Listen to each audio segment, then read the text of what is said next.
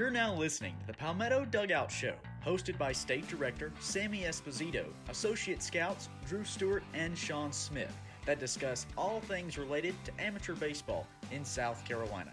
Here are your hosts. Welcome to episode 34 of the Palmetto Dugout Show. I'm Drew Stewart here with Sammy Esposito and Austin Smith. What's going on, guys? What's happening? We doing all right? Doing pretty good. I'm getting a little sick, but we're ready to go here. Beautiful Sunday in South Carolina. Austin? It's a big day over here. I'm not on spring break like somebody else is, but it's okay. Yeah, spring break has just hit. Of course, that's when I get sick. But we got some big games coming up this week, some big content rolling out. So we were at various games throughout the week. Me and Austin were, as Mr. Esposito had a little difficulties throughout the week. Big shout out to Kia, JT Kia, though, and Killian Boulevard. Big shout out to those guys getting my car back up and running quickly, taking care of some engine troubles. Hey. But me and Austin, we're nonetheless out on the road. We're going to kind of talk about some guys, but we're not going to talk about everybody. You've got to have a subscription to Prep Baseball Report to be able to see those scout blogs that have been released throughout this previous week. So I'm going to start us off here and talking about one guy that I was able to see with Westside and Greenwood, and Austin was here too, so he can kind of attest to this. And that is 2023 catcher Elijah Tiller, uncommitted at the time, uncommitted now, but he put up some big numbers. I remember Coach Matt Baker coming up to him for the game saying he hadn't been hitting it well throughout the year. And then he goes 3 for 4, if I'm right. Had a grand slam, a double, and a single. But he's gotten a lot bigger since I've seen him, and not since of kind of plump, but more stocky, a lot more strength now. But you look at him in the box, like, this guy's going to do something immediately. And he did. Big power threat, really good behind the plate as well. Put some good pop times up, I think around the 2-0 range. So he was a fun one to watch, and he's going to have some big numbers this year for Greenwood and that team. And then my next guy also hit another home run, and that was Will Howard, 2025 first baseman from Emerald High School. Every time I watch him, he's killing it. I think I've seen him twice, and I think he's got 5 hits between the 2 games. But consistent at the plate, gap-to-gap hitter who has a lot of pop. Took one out in his first pitch of his first at bat, and the ball still hadn't landed. So he's joining the PBR SC bomb squad, as you'll see it on Twitter there.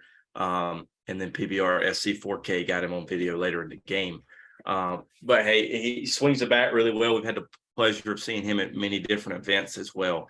So excited to see him progress throughout this year and even farther as he gets older. Coach, I think some of these people might need you at all their games. Every time you go to a couple of these players' games, they have career games. So, I mean, I know we fired out some social media stuff. Where you want us? I think it's more importantly, like, where do you want Drew? Because I need some hits this week. It's kind of what I'm looking at. I think me and Austin kind of jinx some people. I think, Drew, you bring some luck to some of these people. 4 of the last 5 games I've attended have produced a home run that has been put on the Twitter page.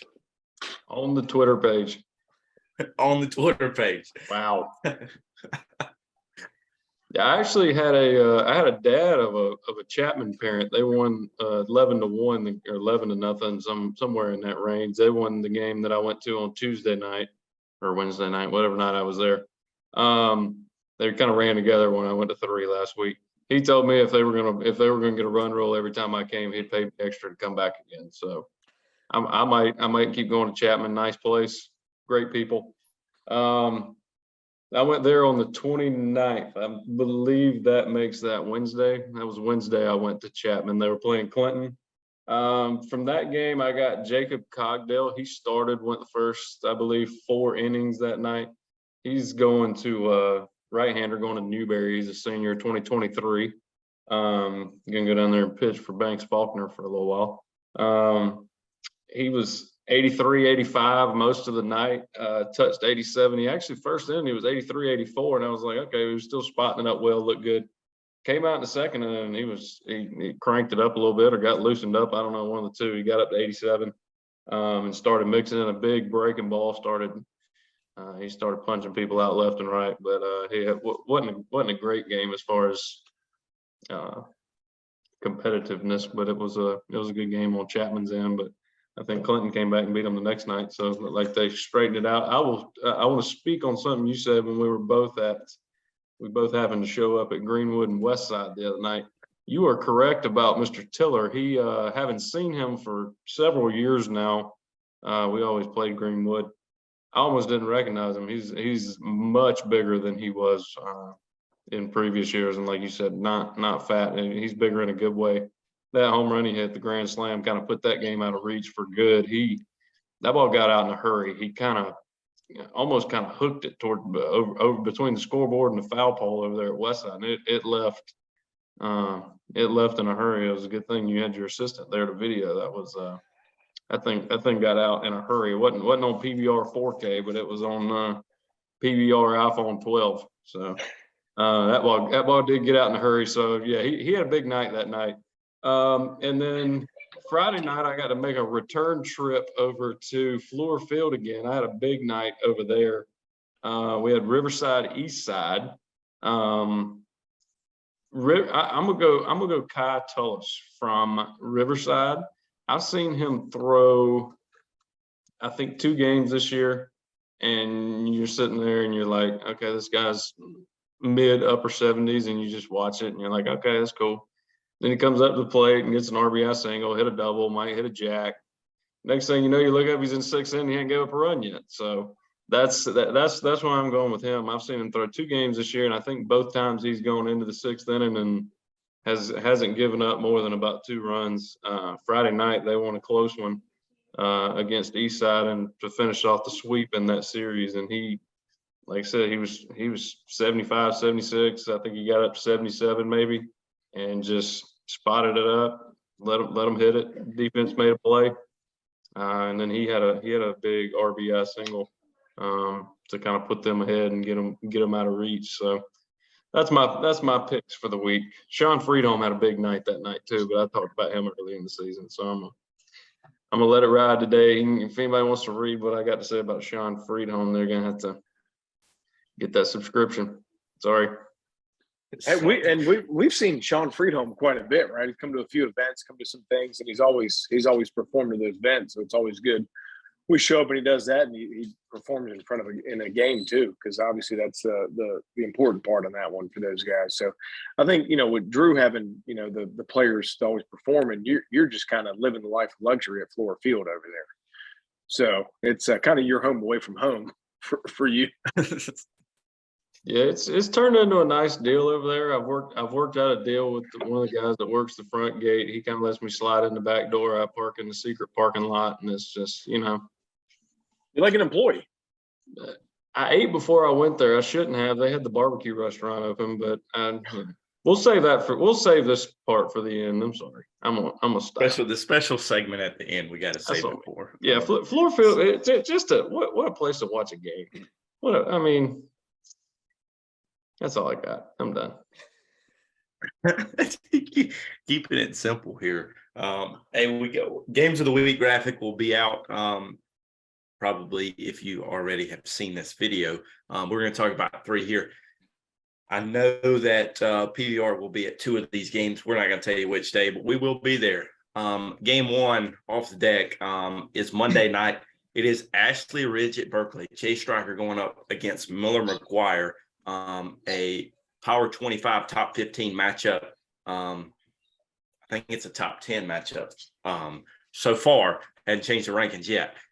But nonetheless, a big time matchup, especially when you have Striker on the mound and you got the Stags being number 2 in the state of South Carolina. Coach, this is going to be a good game. Coach, this should be a lot of eyeballs on this one, right? A crosstown rival, big time talent. As we watched Ashley Ridge earlier face a really good team, their offense was able to put up numbers. So it's not where they're just having to rely on Chase on the mound or the pitching staff. It's a lineup that can score runs and can do it in various ways. So that's going to be a big matchup to watch and a lot of star power as well with that game. So see how that one shakes out. I know, obviously Monday night will be big time, but they all got arms, so they got arms in each night. They're going to match up, so a lot of eyeballs going in that one down in Charleston. Got a feeling PBR-SC Air Force and PBR-SC 4K will be in attendance. So we'll see here. Big time there. Bringing out the big guns down there. We got all the big guns. Technology will be rolling. Only thing we'll be missing is TrackMan. So we can make it happen. You know what I mean? We can make it happen. We can make it. Schools are in on that one. Game 2 takes us to Somerville on April the 5th, and it's West Ashley at Somerville, another Power 25 Top 10 matchup. West Ashley just coming off of 2 big wins against Ashley Ridge in the series, and they take on Somerville. Another huge game with some big arms, some big-time offensive players. So we know that one's going to be a huge series, and I believe PBR-SC will be in attendance at some point during that series. PBR-SC will be in attendance down there. I think we're zoning in on the date that way as well. I just got the rotation from coach down there, West Ashley. So we're kind of excited to see that one. The Charleston area is going to be bumping this week for PBR-SC, I have a feeling. Finally down to the Charleston area after being in Shipyard for 7 weeks. It felt like. Well, hey, we got a game number 3. This one takes us up to the upstate on April the 7th. Mr. Coach Smith's old stomping grounds is Woodmont at Hillcrest. Woodmont, we're going to let Austin take this one away here. Woodmont on a roll, right, Coach? They just swept Man in the first region series of the week for them. So they're did I say Man or Hannah? I don't know who I said. I meant to say Man. Swept Man, 3-game sweep. Hillcrest, I don't believe they played. I don't think they played a region series last week. I think they played non-region with Wren and maybe somebody else. But it's a lot of things, a lot of storylines going on over there. So we'll somebody might have to check that one out. We'll see. Yeah, it's gonna be a big week. I believe Woodmont only has how many losses? Do they have 1 loss? 1. I think they lost to the fighting Gary Asbels down there at Aiken High. Yep. So Woodmont's on a roll here. A lot of these teams in these 3 top games of the week looking to make a move into the Power 20, a bigger jump in the Power 25, which will release. The rankings here. They're climbing. At the bottom, they could shoot up here because the next release comes next Sunday. So a lot of movement may be going on here in the Power 25 yet again, but it feels like we've kind of got it settled, right? We finally feel a little bit more comfortable as these things are shaking out, right? I mean, obviously, I think when we did the first one, we were still unsure of a lot of teams, right? Like everybody is at that point in time. You know, you either really like your club, and if you really hate your club before you even lost a game, I guess you got some problems. But you don't a lot of uncertainty, especially when you got a bunch of 14, 15 to 18-year-old kids on your team. You don't know how they're going to shake out. So I think we're starting to feel a little bit more comfortable with these rankings of getting the right teams in. And, there's still some teams that we thought were going to be there that went the other way. So, that happens all the time, right? You see it across college rankings. Right now teams are supposed to be top 10 and they're out of the rankings at this point in time. So we're getting there slowly but surely. Hey, I think at the very end of the year, we'll be there. We will. I believe we'll be there as well. The pregame conversation with the coaches has changed tremendously since the beginning of the year. When we put that first ranking out, every time we talked to all the coaches, it was, we're going to be really good in 2 years. And now it's kind of like, now you talk to them before the game and it's like, we're actually playing well, or man, we're cooked, or we got a shot at this thing. So we've gone away from the we'll be really good in 2 years. I don't know if that's because they feel better about where they are now, or if they've got to watch their JV teams play for a while and realize they're not going to be good in 2 years. But yeah, the vibe is changing in the pregame conversation with the coaches, that we're getting a lot more feel on who actually thinks they have a chance and who does not. Which it takes us right into our next thing, and that's our mid-season picks here. We made some preseason picks at the beginning of the year in all classifications. And I think about 75% of those teams that we picked have fallen into a hole. They stick a fork in those, they're done. So we had to change up a little bit. and we've got them here. So this will be a little bit quicker than we did with our preseason pick series. We don't have to elaborate much because we've talked about these schools a good bit over the past few episodes. I'll let Austin go first, and Sammy, then me. I'll finish this up here. So, Austin, 1A pick. Who you got? Lower State, Upper State. Before I go too deep into any of my picks here, I would like to say, looking at the spreadsheet, I know you said a lot of our picks were wrong. All 5 of my state champions are exactly the same as they were picked at the beginning of the year, I do believe. Don't hold me to that. That either means I'm really stubborn, or that means I haven't watched any games this year, or I predicted the future, one of the two. So 1A, I went Lakeview. We had the kind of consensus Lakeview, Southside Christian deal up there at the beginning of the year. I went Lakeview just kind of out of, I was going to be that guy. And, I'm sticking with them. I got Christ Church, Upper State. Christ Church playing some good ball right now, boys. So, yeah, dude, I'm staying with Lakeview to win the whole thing, 1A. You want me to go all the way through 5A, or are we just going to do 1A, all 3? We'll just one bounce. Got it. We'll go to Sammy 1, then me 1. Sorry. I'm kind of I'm right here with you there, Austin. I'm going to go Lakeview. Obviously I was on the South Side bandwagon before the season started. Obviously they had a big injury that kind of hampered their season to this point in time. But switching over to Lakeview, I got Christ Church in the upper.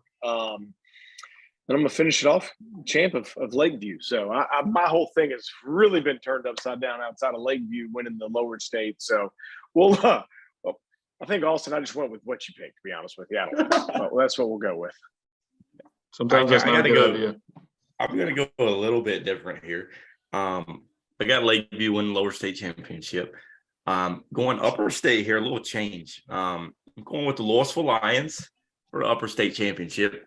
And then I got Lakeview taking it all. Kind of wanted to go the other way, but I think Lakeview's got the better team there, so I got to take your sleeper rolled into the upper state. That's right. See, that's how you know you're picking a good sleeper. Something like that. The sleeper, alma mater, all of the above. Yeah. When you have been graced with the presence of the Richburg Rocket in your school illustrious history, you deserve to be at an upper state championship. Okay, before we lose any of our viewers, I'm going 2A. I'm thinking we're moving into 2A.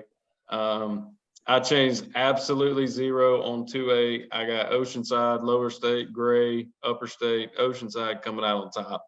Still, I think it's fair to say they probably lost a couple more games this year than we thought they would.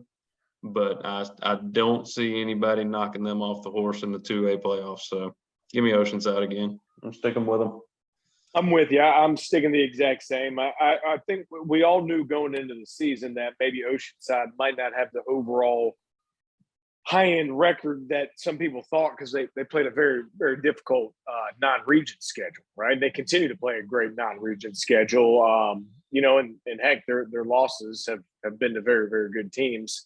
So they're just going to keep rolling. I stuck with Gray. I still think they're going to come out of that area. I still have Andrew Jackson out there as my sleeper from the beginning. They've had a heck of a season so far. I think only one loss on the year, so they're still out there. But stick with Oceanside as the champ. I think they're still, even though they're down an arm right now, don't know if he'll be back, but they're still too talented, too deep. I think, especially in that 2A region. Yeah, chalk it up again. I got Oceanside and Lower State. Changing the Upper State pick here. I had Gray Collegiate previously, but I'm going with Mid Carolina Rebels to take the Upper State championship. And then once again, Oceanside for a championship. Just don't see anybody beating them in that 2A classification. So your sleeper doesn't hold like the 1A sleeper when you know you're picking right? My sleeper has had a rough point to the midseason. So, I'm people are still sleeping on them. They're going to wake up. We'll just see how quick they wake up. It's not how you start, it's how you finish sometimes. That's what they say. This is what they say. So I guess we're going 3A now. Lower State, I changed. I guess I'm not as hard-headed as I thought I was. I'm going Brooklyn Casey. Looks like I'm not going to give away what everybody else picked. I'm going Brooklyn Casey. Saw him in the preseason at the, I'm not going to say Nature Chem, Optera Solutions Optera. Invitational. Thank you, Optera. I saw them actually play Catawba Ridge in that tournament. Got to see the lefty Hayden Thomas, I believe. I saw him that day for a few innings. He was just coming back, but I saw him for a couple.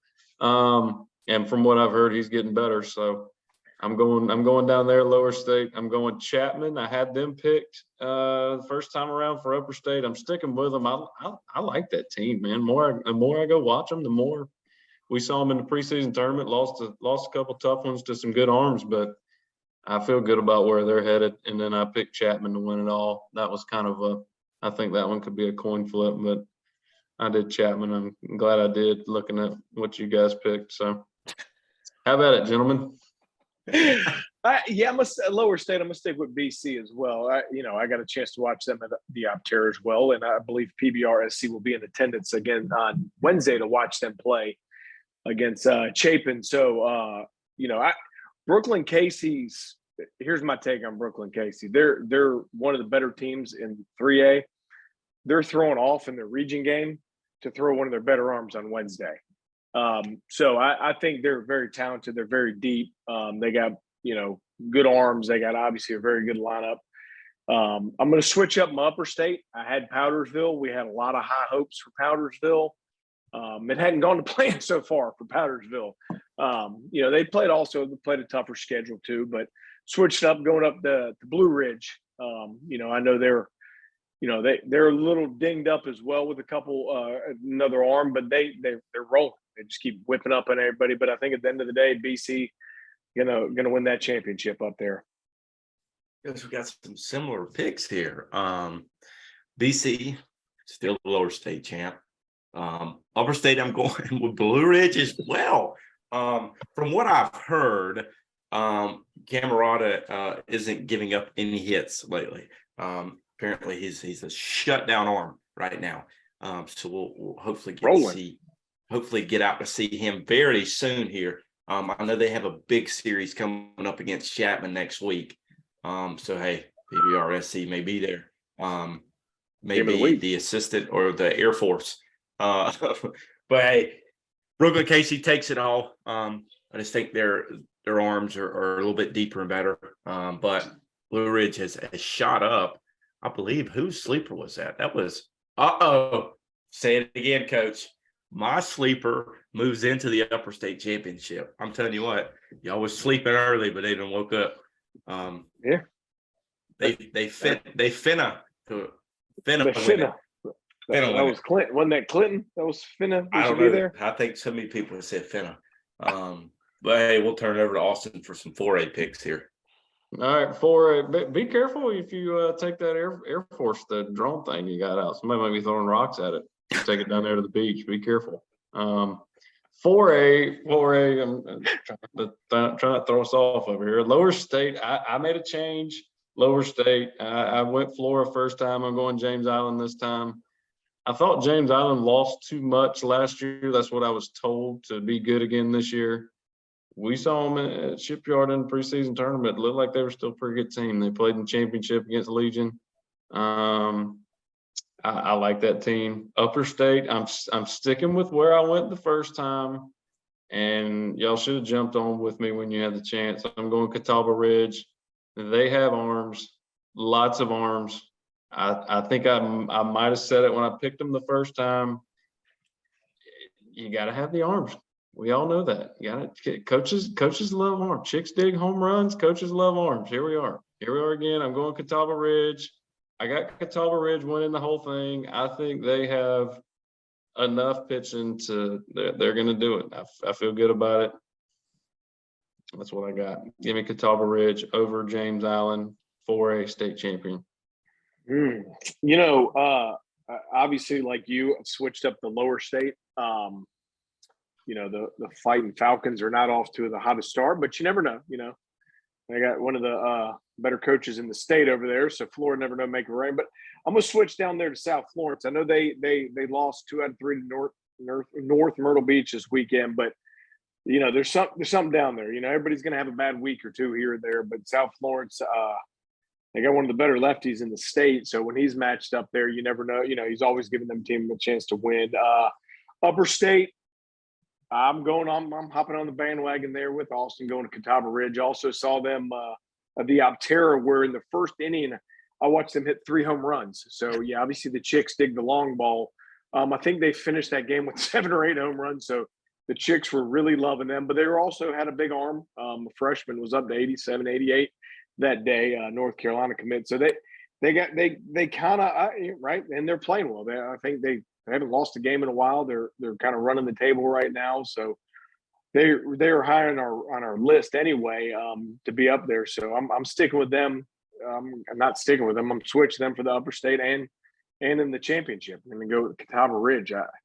They kind of got the whole package. See if they can keep it going, or if we can give them the classic PBR SC jinx. You know what I mean? You never know. Sorry, guys. Welcome to the wagon. High possibility. I'm going to jump on the wagon here too in just a second. But my lower state pick going with the Chiefs from North Myrtle Beach. Big region series sweep over South Florence last week.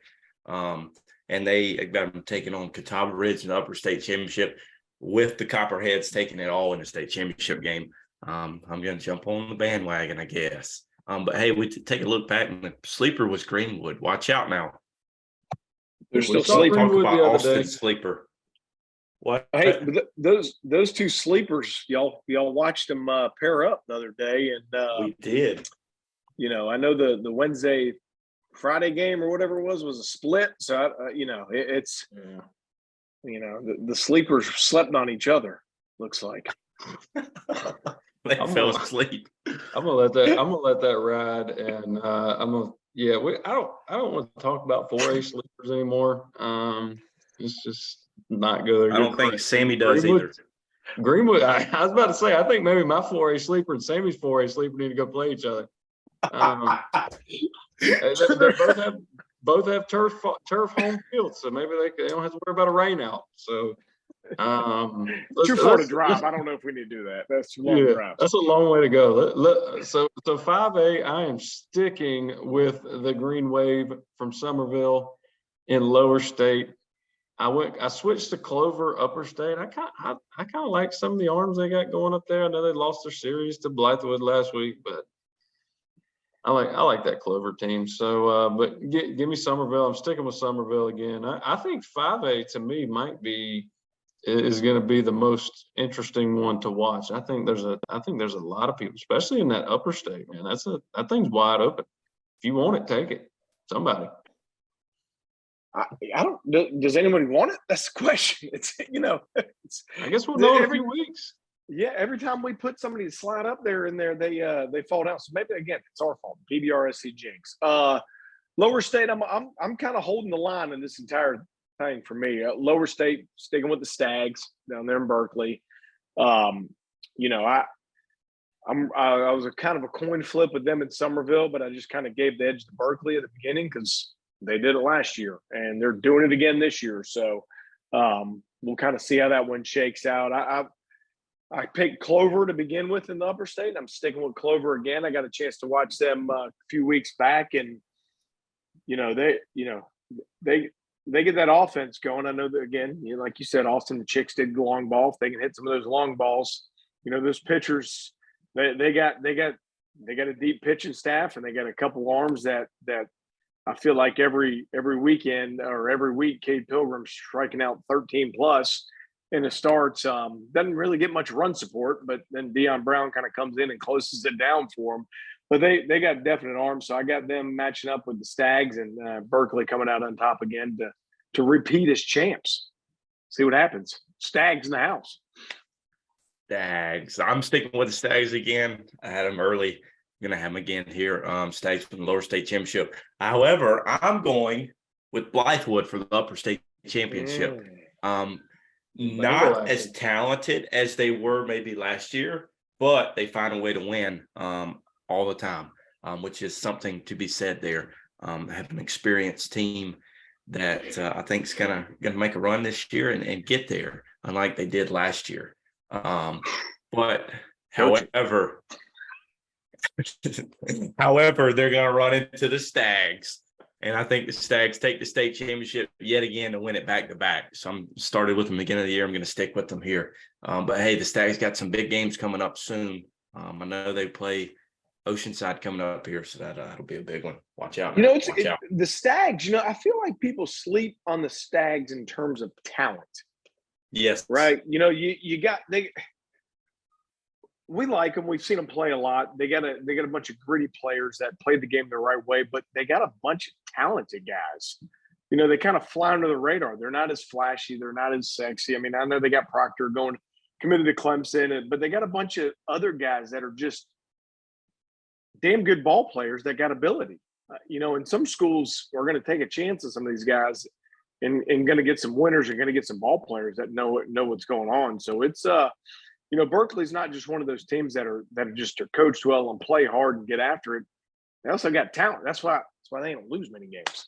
When it's all said and done. I mean, you can be as well coached as you want. You still got to have the Jimmies and the Joes when it's all said and done. That's right. You can only put them in the situations. If they can't perform, it don't matter. Yeah, you said it best there. I'm sure we're gonna make these picks again right before the playoffs start, and maybe it'll change even more. I don't know. Sure, we'll redo the whole pick all over again. Yeah, maybe some of us will stay the same. Delete this episode stick again. to his guns. I'm sticking with it. I didn't feel good about my picks when I made them the first time. I feel better about them this time now that they've actually played a couple games. But I don't know. We'll see. It sounds to me like the Chicks dig the long ball and Sammy digs the long ball too. So it sounds like. Hey, homers win. Hey, everybody that you go look at the people that win, they usually hit a bunch of homers. Look at the Gamecocks. Go look at college. Hey, Vanderbilt, right? Vanderbilt's always had pitching. They've always had good players. But the years they are at the top of the SEC and they're at the top of the country, they are up there in the top of home runs. Coastal Carolina hits a bunch of home runs. They're always at the top of the rank. The Chickens, right? We're talking about it right now. Chickens are one of the hottest teams in the country. They lead the nation in homers. Pitching's too hard these days. You ain't gonna out hit somebody. You usually outslug somebody when it's all said and done. I know everybody gets mad. You got to bunt more. You got to bunt. Try bunting Paul Skiers down at LSU, 102-mile-an-hour fastball coming in there. Have fun with that one. You better run a ball or two out of the park to win that game. Good luck even making contact at this point. Yeah, good point. So, hey, we got two special shout-outs, two guys that have committed recently, and that is 2025 right-handed pitcher Drew Hayes from Somerville, committed to the College of Charleston College. Got a good one, as we have seen him over previous events. And then another big one who was present for the top prospect games.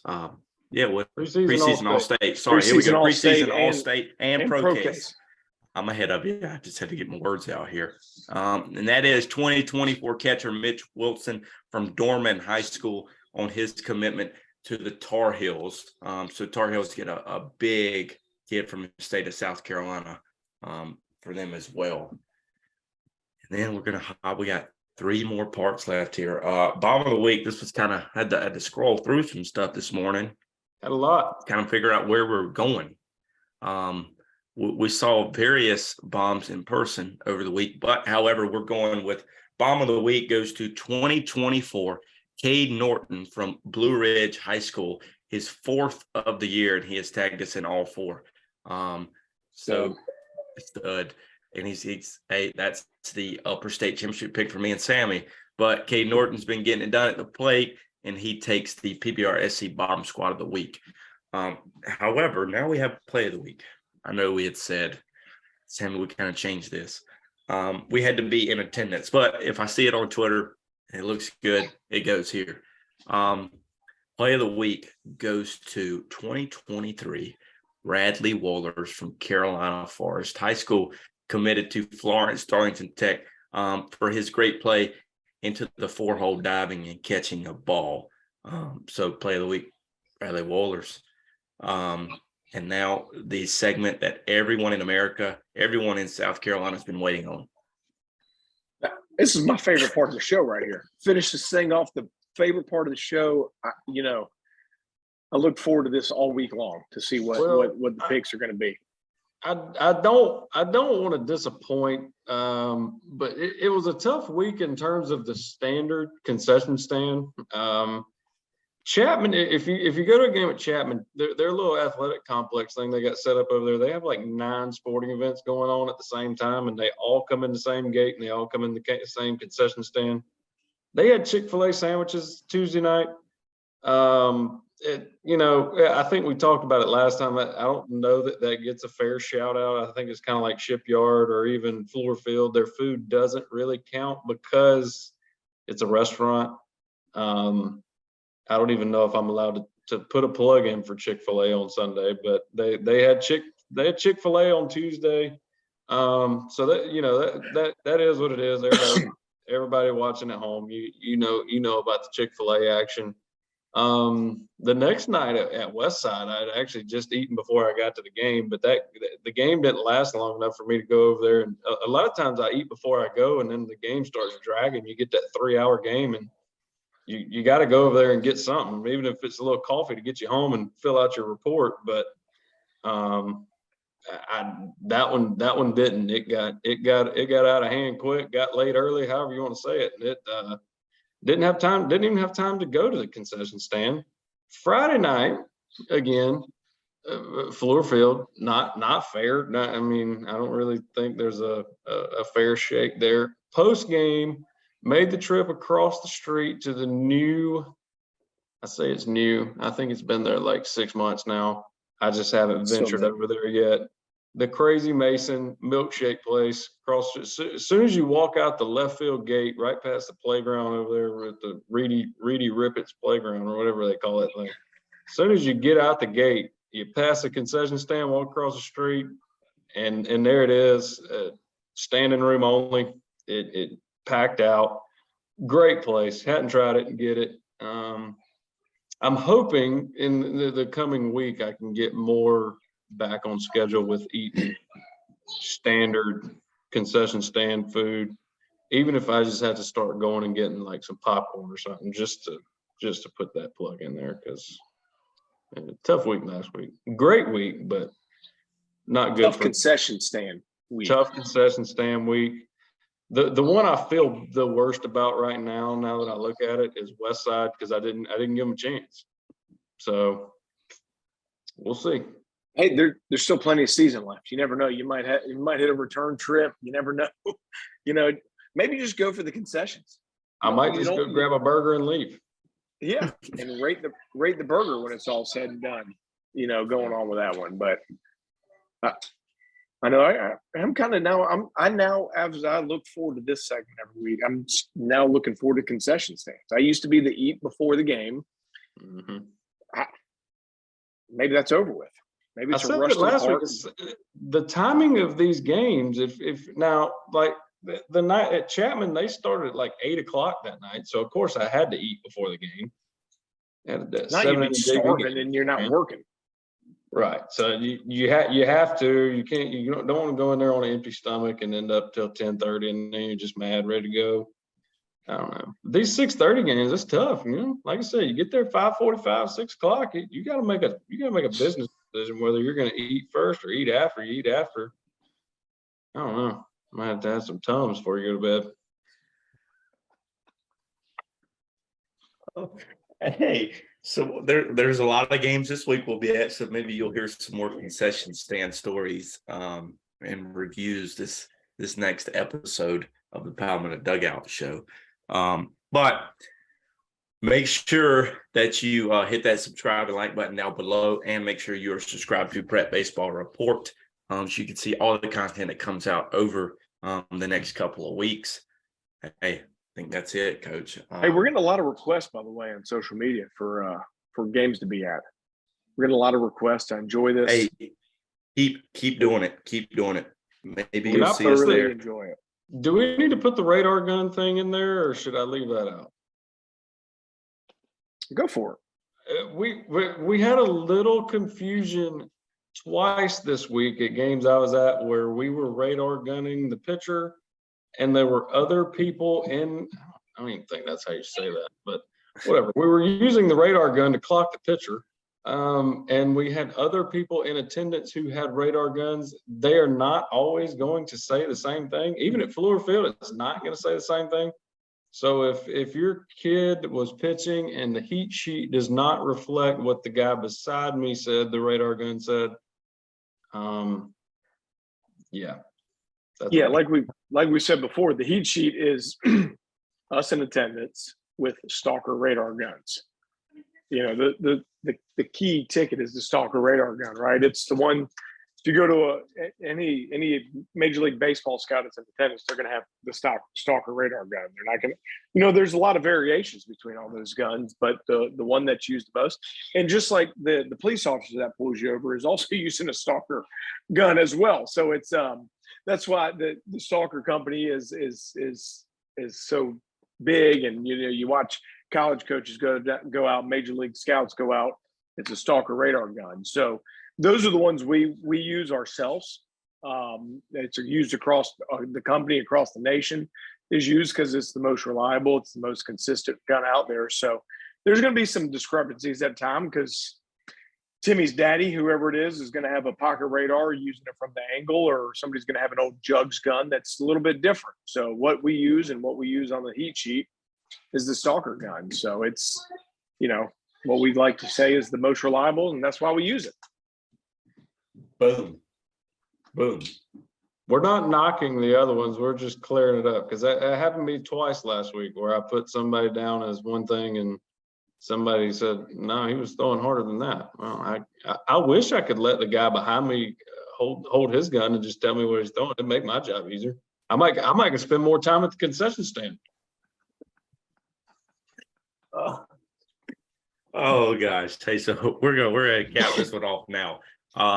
So from all of us here at PBR South Carolina, have a great week.